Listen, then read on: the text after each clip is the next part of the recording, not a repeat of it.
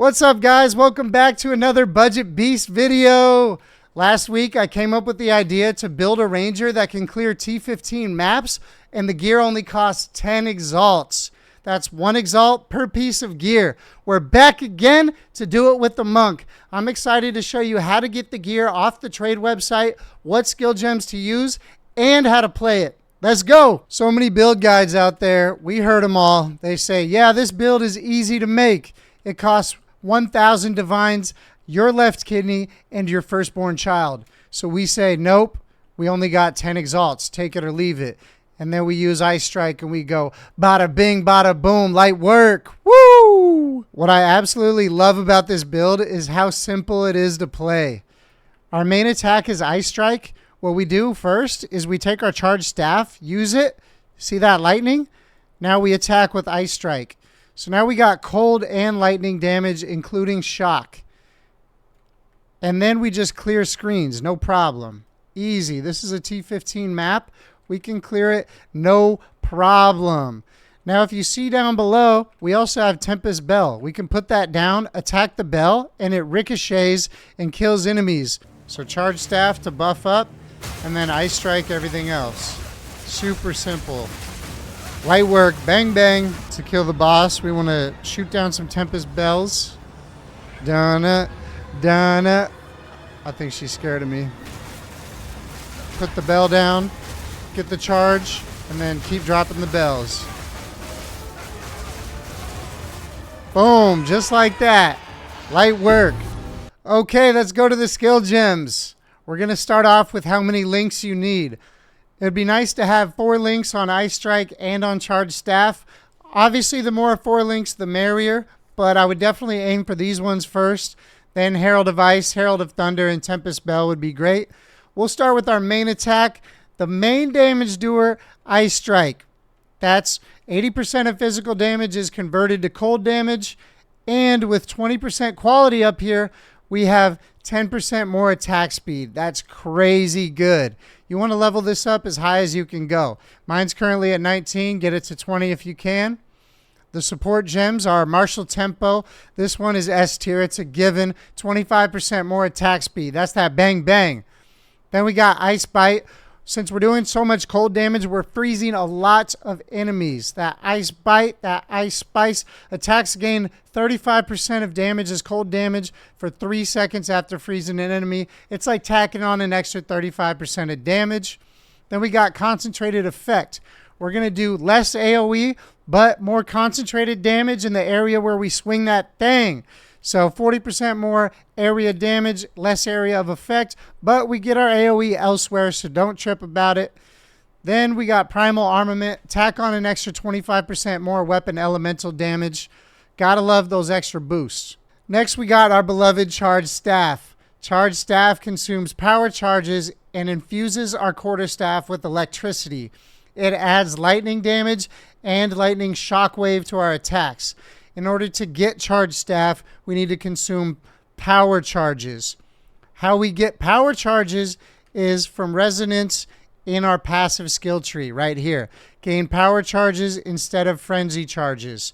You're not going to be able to use Charged Staff until you have it in your passive tree. So just keep in mind if you're a lower level and Charged Staff isn't working, that's why.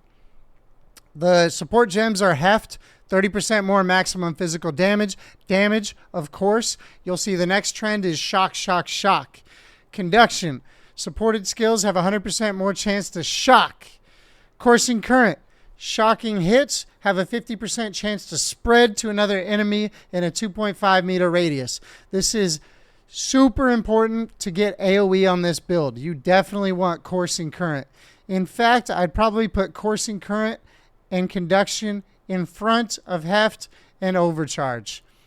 Next, we got Overcharge. 75% increased magnitude of shocks inflicted. All right, now we got the big banger, Tempest Bell. That's the bell that we put down. We attack the bell. The ricochet does an insane amount of damage. That's the boss killer. That's what you're going to use on rare enemies. In order to use it, it requires 4 combo to use. Down here, you see a 0. So when you attack enemies, you build up combo. You'll see 0, 1, 2, 3, 4, Tempest Bell knocking at your door.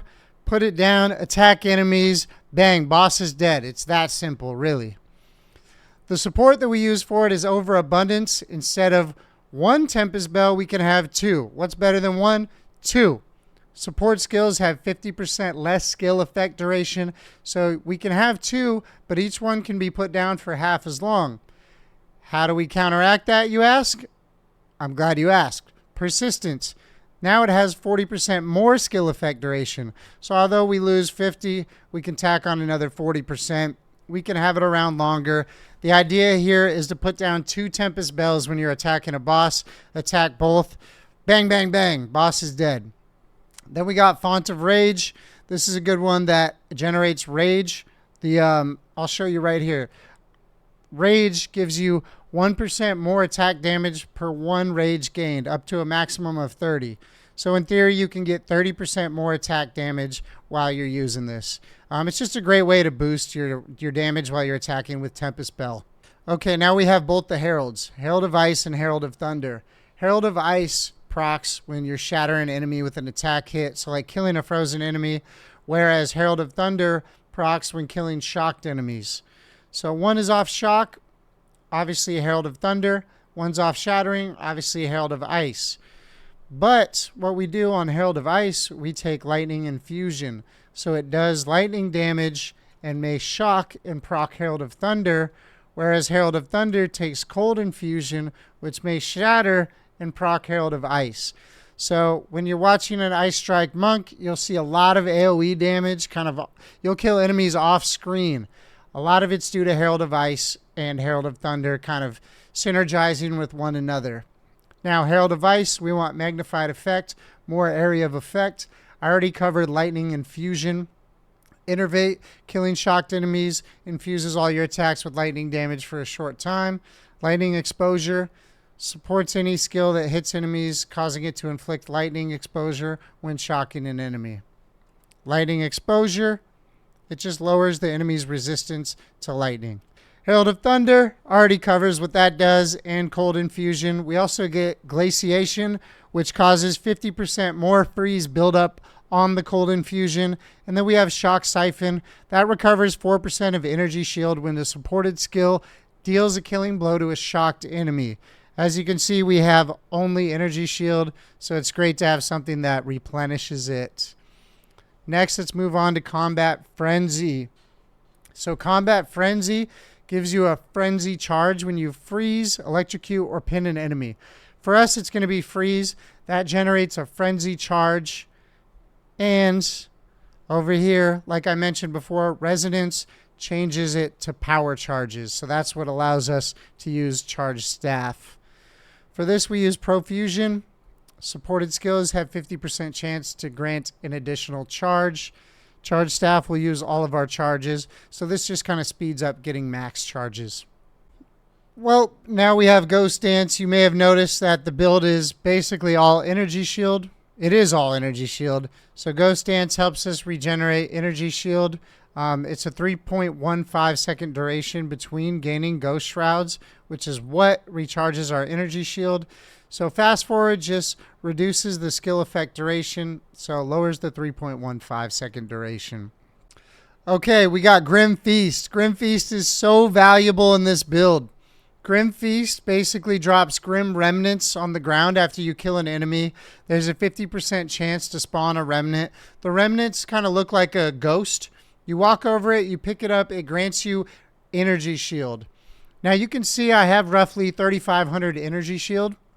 So you'd think I could just recover when I'm low. Well, no. Grim Feast can actually overflow your maximum energy shield. So you can get 2 times whatever you have. I have roughly 3,500. That means I can get 7,000 energy shield. If you had 5,000, you can get 10,000. 2,000 to 4,000. You get it, right? So Grim Feast is an incredibly powerful part of the build. It boosts our survivability a lot. A must have. Clarity is what I put on it. It gives you 30% increased mana regen.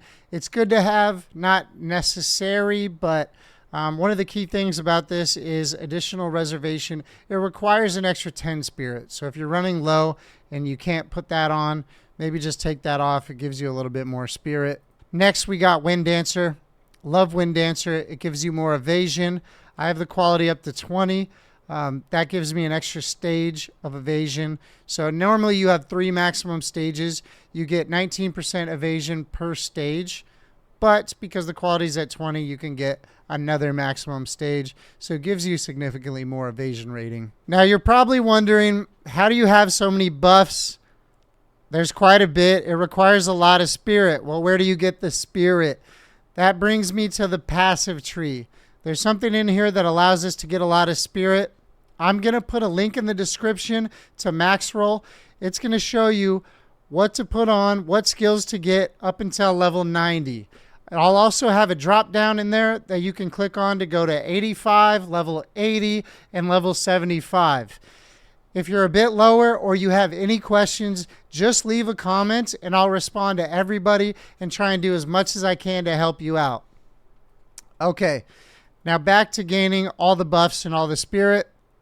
Lead me through grace. Gain 1 spirit for every 6 energy shield on body armor, 1 spirit for every 15 evasion on body armor. But you can't gain spirit from equipment. So if you have an amulet that has a bunch of spirit on it, it won't work. It's all about getting body armor that not only has energy shield, but evasion as well. Next, we got I Am the Blizzard, extra cold damage, and creates a chilled ground when you freeze enemies, which makes them slower. And we got extra 10%. It's basically the reverse, 10% extra damage as lightning. And over here, critical hits ignore non-negative enemy monster elemental resistance. So critical hits ignore resistance, increases the damage significantly. Okay, now for the passive tree, I'm going to go over kind of these big nodes here. Flow like water, increase attack and cast speed. Step like mist, movement speed, and 15% mana regeneration. Mindful awareness, 24% increased evasion and max energy shield. Since we're using both, that's really clutch. Flow state, increased skill speed and mana regen. Crashing wave, 36% increased damage if you've dealt a critical hit in the past 8 seconds.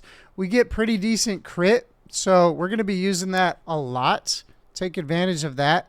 Our crit's about 33% chance, so 1 out of every 3 hits will do a crit, and then we'll get 36% increased damage after we use it. Crit damage, crit chance, and crit damage and crit chance. This one even gives us crit damage bonus if we've dealt a non-critical hit, so we're just kind of boosting crit, non-crit damage. Down here, just attack damage, 10% chance to blind enemies. When we come out of this skill tree, we're generally coming up here. We grab Killer Instinct. 30% increase attack damage when on full life. 50% increase when on low life. Well, we have 1 life, so we can't take advantage of low life any longer. There used to be a bug that allowed you to also reap those benefits, but that's no longer. That's fine. It's still very powerful. Then we get increased attack speed and increased attack speed if you've been hit recently.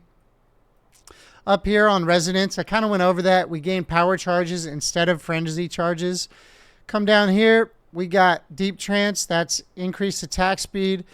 Over here, Inner Faith. That gives us evasion, max energy shield, reduce the effect of curses on you. Come over here, Eternal Youth. The life recharges instead of energy shield. That's irrelevant, but life recovery from flask applies to energy shield instead. So when our shield goes down, we can use our life flask and it'll recover shield. Come up here, we'll take some extra evasion and energy shield. Spectral Ward, 1% maximum energy shield per 12 evasion rating on equipped body armor. So that just, we're already going to take armor with evasion on it as per Lead Me Through Grace. So that just gives us extra energy shield. Kind of down here is really great. We love this quarterstaff looking area. 30% increased defenses while wielding a staff. Increased daze, freeze, and stun build up. And we get some extra stats in here. Attack speed, knocks back enemies with crit chance, more attack speed, accuracy, crit damage bonus, and crit chance. Over here, we have coming Calamity. That gives us increased cold damage while affected by Herald of Ice, and increased lightning damage by affected with Herald of Thunder. 50% increased damage for either. Remember, we also have charged staff, so we're using cold and ice. That's a huge damage increase. Over here, this is another crit tree. It's critical damage bonus, crit chance, and then 1% base crit chance added on. Over here, Falcon Technique. I just love this. The amount of attack speed that you get for having, it's 1% for every 15 decks. Right now I have 182 with the gear that I'm wearing. So 182 divided by 15 is an extra 12. Plus on the way to get there, we got 2. That's 14, 16, 18. Just a ton of extra attack speed. Let's check out what's up here. We got Thin Ice, increased freeze buildup, and 50% increased damage with hits against frozen enemies.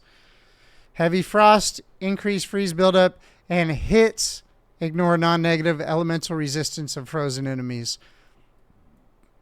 Sunder My Enemies is critical hits, whereas this one is hits.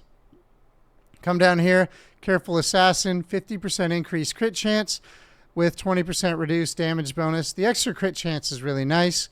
Chaos Inoculation, max life becomes 1, but we're immune to chaos damage. So we still have our shield, and we can't take chaos damage. That's incredible. Up here, 60% increased max energy shield, 20% slower start of energy shield recharge, but our energy shield can't recharge as per Eternal Youth. And then we got Subterfuge Mask, 2% evasion rating per 1 max energy shield on equipped helmet. So our helmet's going to have energy shield only. Just gives us extra survivability. We're going to be slippery. Now for the jewel slots, attack damage is good. The rest of these stats are kind of a throwaway. Gain 1 rage on melee hit, 9% increased melee damage.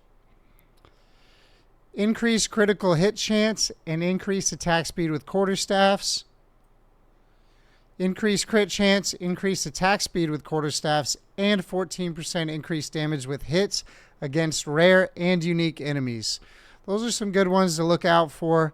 You could pretty much put any combination of those in there. You'll be just fine. Gear talk. Time to talk about the gear. And the challenge was each piece of equipment can only cost 1 Exalt, and you need to be able to clear T15 maps. We did that no problem. So I'll get started. I'll show you what I got and what are some good stats for each piece of gear. And then I'll show you what I would search for on the trade website. I'll also have a link in the description. I bought every single one of these pieces of gear for 1 Exalt during live stream. So I'll put that down in the description. And in that live video, I think it's like 10 hours long. So I'll put a timestamp there so you can skip ahead if you'd like, just to the gear purchase part. I was able to get everything in like under an hour for sure. Quarterstaff time. The quarterstaff is our main damage doer. We want to make sure we get this one right. What you're looking for is high physical damage and high attacks per second. Some other good stats would be maybe increased critical hit chance. There's a few, but we really want high physical damage. The attacks per second is boosted up due to this 24% increased attack speed, and you'll see this flat physical. It's a pretty good staff. I'm able to clear things really fast.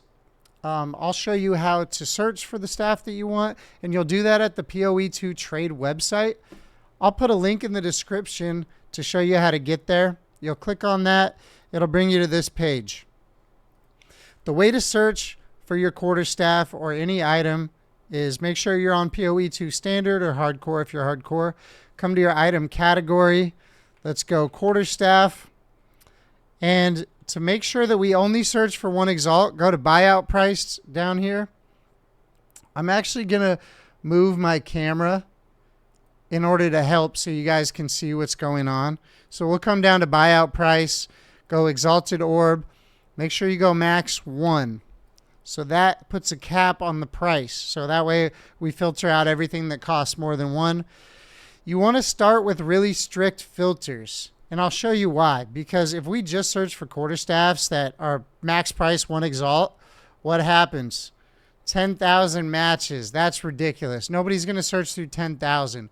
So where you search for physical DPS, physical DPS right here, we'll go minimum 500. Search. No results found. That's perfectly fine. We like to start off strict. Let's go 450. We got one. Pretty good physical DPS. It was listed 15 minutes ago. Okay, so we got one. But we kind of want to look over more. So let's go 400. 21 results. Now, one of the keys that I like to tell you guys about this is the DPS and the physical DPS are listed down here. It's listed as if you increase the quality to 20%. But what's not listed is the fact that you can add additional damage like this 40% increase physical by adding sockets. So for example, the DPS for this is 461, the physical DPS. That's including the 40% increased physical damage. This one's 418 without any sockets. Actually, if you were to add the 40% physical damage by adding a socket, 2 sockets, this would be more damage. So you got to make sure that you're looking at the base with a holistic view. Now let's say you found the staff that you want. Just for example, let's say this is it. It was listed 17 minutes ago. All I would have to do is click direct whisper. It'll actually message him in game. He'll invite me to his party. I'll click his name up top here, travel to his hideout, and then he'll initiate the trade, and then we'll complete the trade. Don't get discouraged, especially for items that are listed very recent. Like there's some that are too good to be true that were listed a minute ago. They may have been mispriced. Don't worry about it. Sometimes people don't respond. It is what it is. There's thousands of items that come through here every hour. It's no big deal. You'll find one. It's better to take your time and find the right one than blow your currency on what's just available right away. So from this screen, if I was searching for a quarterstaff for my build, this is what I would search. Quarterstaff, physical DPS. Depending on your level, you may have to go lower. So you'll notice when you search it, make sure to come in game, check your stats and your level requirements. You don't want to be the guy who buys a great staff and then has to wait 10 levels to use it. So I'm going to say 400 DPS. That's for maybe level 80 or above. You'll have to do some playing with it and figure it out. But make sure to go 400. Buyout price, Exalted, max 1. Let's go add stat filters. We'll go increased attack speed. When you search for this, what you're going to want to do, find one that doesn't have sockets in it already. And then when you put the sockets in and the 20% increase physical damage each, it's going to be boosted up and do quite a bit more physical DPS. Remember, we're looking for the highest physical DPS possible. When looking at your gear, you're going to want to max fire, cold, and lightning resistance. 75 is great. It's a good starting point. It'd be even better if you could get 90, since a lot of maps have a detractor that reduces your elemental resistance by 15%. So if you had 90, it would still be 75 as the cap. You don't need chaos resistance because we have chaos inoculation. Max life becomes 1, but immune to chaos damage. Here's the helmet I got. You want as much energy shield as possible. The same thing as with the staff. If you can get high energy shield and then later on add a socket, the 20% increase to energy shield, you'll get boosted even higher. Some good stats are max energy shield, percent increased energy shield, max mana, intelligence or dexterity, and whatever resistance you need. It's up to you to keep track of the resistances, so make sure that you're stacking appropriately. Searching for the helmet, I'd go for either intelligence or dexterity, a combination of either multiple resistances or maybe one that's a high value like 30 plus. Max mana. Start off at a minimum of 300 energy shield and go down from there as you see fit. Every single one of these pieces of gear, you're going to have to adjust and play with it and figure out a good threshold. Come back here. Remember, high energy shield is our life. So whatever you do, for every piece of gear. Try and get as much as possible. The body armor. So this is a key piece of gear. Make sure you get this one right. High energy shield, high evasion. Some other good stats could be dexterity or intelligence, and resistance again as you see fit. Same with all the other pieces of gear. If you can find a high one that's unsocketed, add sockets yourself and then increase it by 40% by putting runes in, you're in a good spot. I would go to the website, search minimum 300 energy shield, and just put 1 for evasion. That'll just tell the system that you want dual energy shield and evasion. Dexterity or intelligence, max mana would be nice, and resistance as you see fit. The reason why body armor is so important is because that's what gives us our spirit based on your evasion and your energy shield. So that's super clutch. Also over here, we got maximum energy shield per 12 evasion rating on body armor. So both of these combined mean that body armor is very important. The reason why on all of these I either have dex or intelligence is our skill gems cost a lot. 106 intelligence, 97. The helmet also requires 139 int to wear. Now we got the gloves. We want physical damage to attacks, cold damage to attacks. Those give you damage. Maximum mana. If you ever run into mana issues, it could be because your mana is low. Although mana regeneration is good, it's good to have a huge pool to start from. I found that works really well. I've actually sacrificed a little bit of regeneration for more mana, and it seems to be working better. And then increase attack speed. The gain 21 mana is just a throwaway. Okay, if I was searching for the gloves, I'd put 1 energy shield, 1 evasion, just to know you need dual. Some combination of resistance, increased attack speed, flat damage to attacks, flat cold damage to attacks, and maximum mana. The belt, max mana, increased flask mana recovery rate, resistance. On the website, I would search belt, some combination of resistance, max mana, and the flask mana recovery rate. On the rings, I have the implicit of all elemental resistant, flat physical. One has max mana, one has intelligence, the other has dexterity. They both have all elemental. And then one has cold and one has lightning, but whatever you need for resistance. On the website here, you'd search one of the resistance you need, max mana. Make sure the implicit on both is all elemental resistant. That just helps you get it. 1 dex, 1 intelligence, and flat physical damage for some extra damage. My boots have movement speed, intelligence, cold and lightning res. Search at least 1 energy shield, 1 evasion, so you get dual. At least 25% movement speed, maybe 15, either dex or intelligence minimum. Max mana if you can get it, and then resistance. For the mana flask, I love gaining charges per second, so I know it's always regenerating. The flask, I just like to get as much recovered as possible since that actually gets my energy shield. And then for your charm, you definitely want grants immunity to freeze. If you have the slot for 2, also get stun. The amulet, you want max energy shield, percent increase max energy shield. This is where you can get all res as well, and then whatever resist you need to finally cap yourself off. I would search here whatever combination of resistance, but make sure you get the all elemental res, at least maybe like 10. And then max energy shield, I put 30%. Increase max energy shield, I put 30 as well. Adjust as you see fit or what's available. Thanks for tuning in. If you want to see more videos like this or leveling builds, let me know.